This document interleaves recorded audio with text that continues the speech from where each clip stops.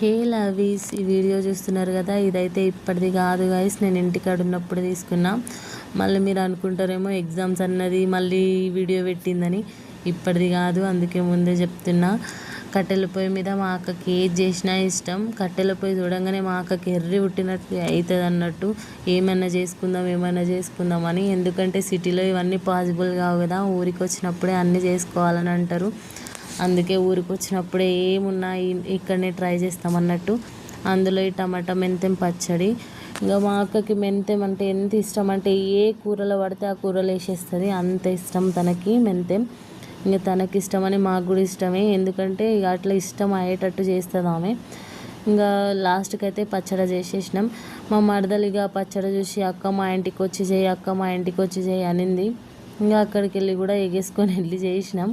అసలు ఈ వీడియో కూడా అక్కడిదే. మీకు మా మెంతెం పచ్చడి ఎట్లా అనిపించిందో చెప్పండి. నాకైతే చాలా బాగా నచ్చింది.